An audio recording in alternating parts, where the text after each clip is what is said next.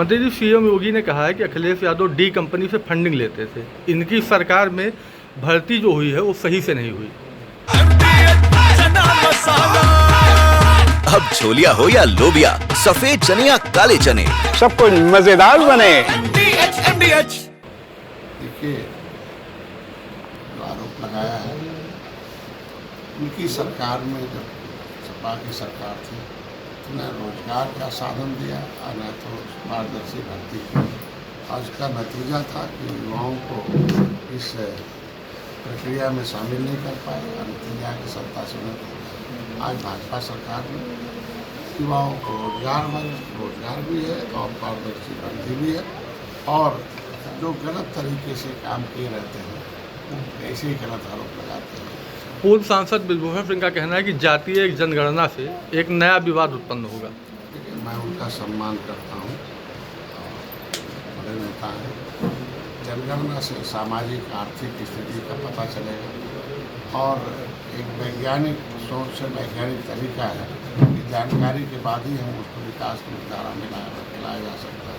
और भारतीय जनता पार्टी सामाजिक संतुलन और सामाजिक जो समावेशी विकास के लिए ये जनगणना करा रहे हैं। ये कोई विवाद का विषय नहीं है, क्योंकि इससे हक अधिकार तय होंगे कि किसे कितना मिला, किसको नहीं मिला। सामाजिक न्याय और समान अवसर ये देने के लिए भारतीय जनता पार्टी प्रतिबद्ध है, इसलिए जनगणना करा रही है। सपा सुप्रीमो अखिलेश यादव का कहना है कि लोगों को नौकरियां ना देनी पड़े, इसके लिए सरकार जो है सरकारी स्कूलों को बंद करा रही है, गरीब बच्चों को शिक्षा से दूर भी कर रही है। देखिए, अंग्रेज मुगल तो गरीब बनाए ही थे बिगाड़ कर, जो लड़ रहे थे उनसे, और 70 साल से इन लोगों ने भी उनको उसी तरह से छोड़ दिया था कि प्राइमरी में किस तरह का भाई जब फंडामेंटल राइट था कि 10 साल में लोगों को शिक्षा दे देना है, तो नहीं दिया। जब सुप्रीम कोर्ट ने डंडा बजाया तब इन्होंने जो है फंडामेंटल राइट के लिए सर्व शिक्षा अभियान चलाया। लेकिन नतीजा क्या हुआ कि शिक्षा में मेरिट छीन लिया। तो अगर मेरिट नहीं होगा बच्चों का, आज गरीब बच्चों को दूर नहीं करना चाहती बीजेपी, उनको गुणवत्ता युक्त शिक्षा देना चाहती है। उन्हें जो है सही में वह बेहतर साधनों का सदुपयोग हो जाए। हमारे पास जो मास्टर हैं या बिल्डिंग है, या उनको समुचित सारे विषयों की जानकारी उन्हें दे दी जाए। तो इसीलिए नियम है कि कम संख्या होगा तो टीचर कम होगा। जब टीचर कम होंगे तो जो बच्चे होंगे उनको सारा सब्जेक्ट तो मिलेगा नहीं, तो सारे सब्जेक्ट की जानकारी मिल सके और उनको बेहतर सुविधा मिल सके, इसके लिए है। और आज के दिन में आरोप भ्रामक गलत आरोप करना चाहिए। मंत्री जी, वसीम बरेलवी ने कहा है कि हम योग तो करेंगे लेकिन सूर्य नमस्कार नहीं करेंगे। आखिर किस जाति को लेकर यह रंग दिया जा रहा है? चल में जान ही रहे हैं कि इसकी जैसी सोच होती है उनसे शायद ज्ञान होता है। ये सूर्य नमस्कार, ये योग जो है, ये हमारी भारतीय संस्कृति की एक पहचान है। ये धर्म और जाति से इसको नहीं जोड़ा जा सकता। ये एक तरीके से निरोग रहने के लिए एक तरीका है। सूर्य से विटामिन D3 मिलता है। विटामिन D3 से आदमी के अंदर इम्यून सिस्टम डेवलप होता है।